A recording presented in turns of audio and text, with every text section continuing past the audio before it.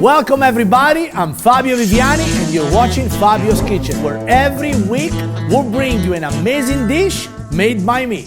I gotta apologize to you. First and foremost, normally the food that we do, it's really awesome. It's good technique, some shortcuts, a lot of knowledge. Today we are literally mixing flour and water. What am I going to do by mixing flour and water? Well, you might know that I grew up with no money. I mean, literally, we were so broke that the day that we were actually considered poor as a family, we celebrated. So we did a big celebration because we were below poor. Growing up with food stamp, you could buy flour because flour is very cheap, and tap water in Italy is actually potable, so you can drink that. My grandma used to mix flour, water, a little bit of olive oil, which with my grandfather, olive trees was always present. Salt and pepper. Now, the combination of these three ingredients, which is literally water, olive oil, and flour, makes something that we call it trofie. Trofie is a pasta that is very basic. There is no eggs, there is no wheat in it, like a wheat durum, like the normal flour that you would use to do like a fresh egg noodle pasta. There is nothing inside but literally three ingredients. And the way it's so delicious is because not only it expands when you cook it, so when you make literally a small dot of it, and then you boil it, it expands by absorbing it, so it's very versatile. Now, we use these for stuffing when we stuff roasted chicken. We use these as replacement for pasta soup, like the little round pasta that you boil in soup. We use these to make trofie, which is a traditional pasta from the region of Tuscany. We use this pasta to make pici. You have heard of pici. Pici is a famous pasta from Siena, which is a very thick spaghetti that normally is done with some pork belly, some tomato, onion. Delicious. But let me show you how to actually make the pasta. So here's what we gotta do. And this couldn't be easier. I mean, seriously. Get a stand-up mixer. Reflex. It's all about reflex. Get a stand-up mixer. Water. How much water? No, just put some water in it. You gotta see it. It's common sense. Put some olive oil. Black pepper. I don't know why I went over richer like this. It was very complicated. I could just simply do this and be smoother for TV reason. But again, it's my show. I get to do whatever I want. Black pepper and salt. A good amount of salt. Remember, there is no seasoning in this pasta. There is no eggs. There is nothing else. There is no herbs. There is nothing but flour, water, and olive oil. And now, we're going to start to add flour. How much flour? The pasta has to become very hard. So remember the Italian spoon? Whatever comes up, that's an Italian spoon. Just keep adding flour. This is almost, don't take me too seriously when I say this, but this is almost the same process that you do pizza dough. It's literally without yeast, without anything else, but this is really what it is. This is almost like a bread dough. And you have to keep adding flour until it becomes very hard. And by very hard, I mean that not only doesn't stick to your hand, but you have to barely be able to play with it. It has to be hard. All right, so let me show you this, right? I want to stop it for a second and I want to lift this. So look at this. See how gooey still is? Not good. More. So this pasta is not done with a whisk attachment because as soon as it gets really solid, really hard, you might break the attachment. This pasta is not done with the same attachment that you would do gnocchi with, which is a paddle attachment. This pasta is done with a hook, which is also called the dough attachment, because this pasta really needs to be kneaded. Look at this. It's getting there, but still you see how I'm able to kind of elastic still? Not good. Put it back. Add more flour.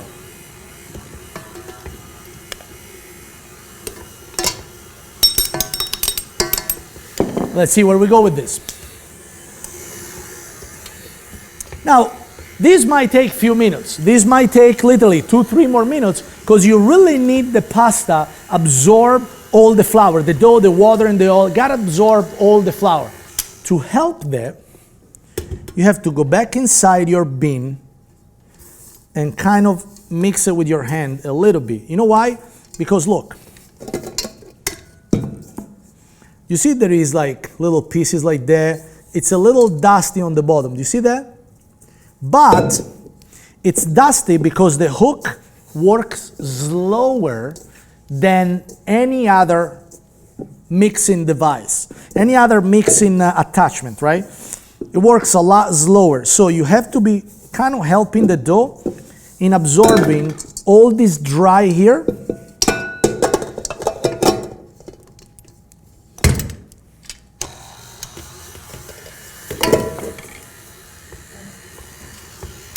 That's why in Italy we use grandmothers, because you just tell them what to do and they do it. If you don't have a mixer, steal somebody's grandma and these will come out just fine. Do not do it by hand. It will take you forever and you're gonna hate yourself for it. And there is no food out there that is worth it to hate yourself for it. So, with that said, just either take somebody's grandma prisoner and kind of open like a small sweatshop with her doing this all day for you, or buy yourself a KitchenAid, all right? Sweatshops are only frowned upon if you're not using family. If you're using family, it's totally fine, because it's family. They're doing it because they love you, all right? Doesn't matter how long they're doing it for, but they love you. So only when you use stranger, a sweatshop is not good. It's not legal, it's just frowned upon. But if it's your grandma, your sister, and your mom doing pasta all day, hey, it's family. So here's what's happening with this pasta. As you go, the pasta is going to become harder and harder and harder.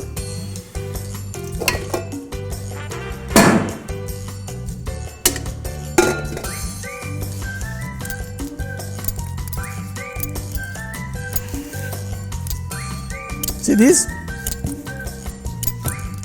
It's literally almost like a very dry bread dough. You see that?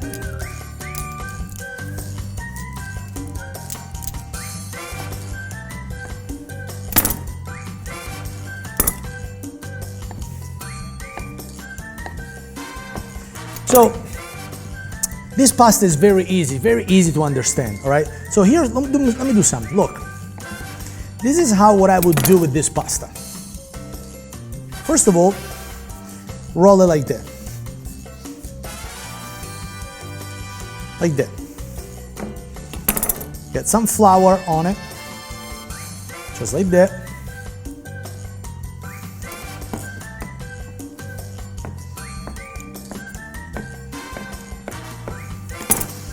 And for as simple as it might sound, this is delicious. Let me show you how these expand.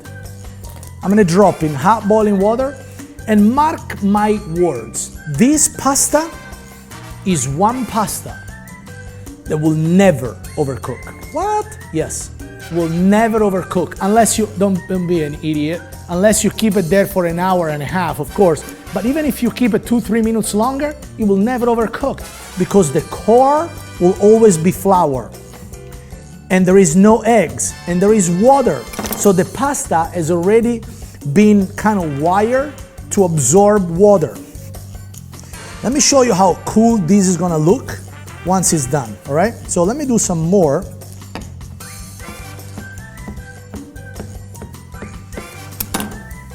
All right?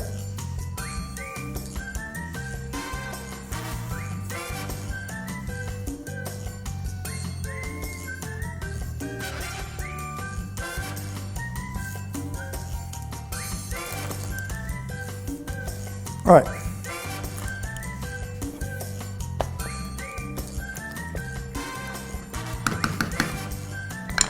Now we're gonna let it boil for a little bit.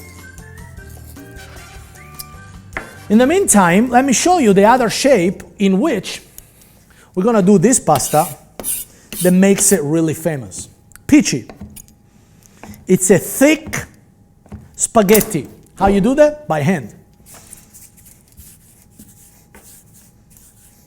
It's a wedding ring. It's gotta go there. Making pici. Literally. In Italy, we shape this pasta one by one like this.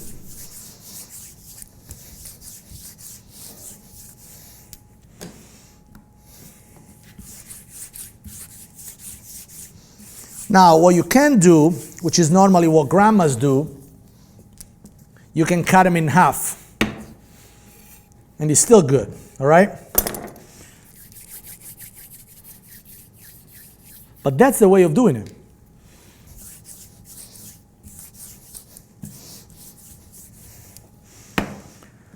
Now, clearly, this dish is not for the crowds, because you don't want to roll this pasta for a whole day to feed 6 people. But if it's you and your loved one, you can get a true Italian experience by rolling some pici. Then all you gotta do is to literally have some tomato sauce, saute some pancetta, red onion, chili flakes, and a little bit of shaved cheese on it, and season this pasta with it.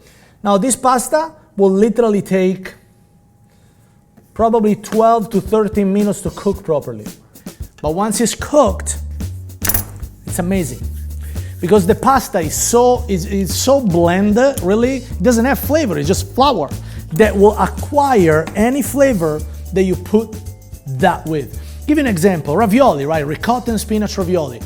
They're good with a tomato sauce, they're good with a cheese sauce, but they're not good with seafood. Because now you have the flavor of the ricotta and the spinach with seafood, cheese and seafood doesn't go together.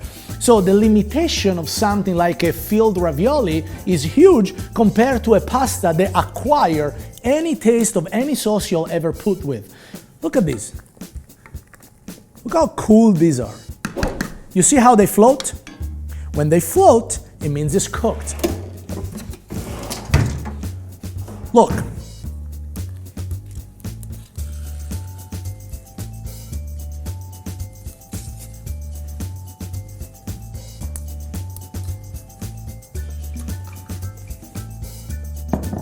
See that? Look. And you know what? Who cares? It's my show. I want to put some on the counter. Look. See? Look. Remember how small they were? Look how big they have become.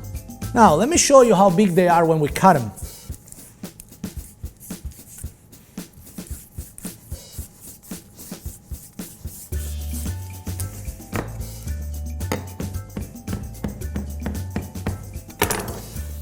That's it. See how nicely they expand?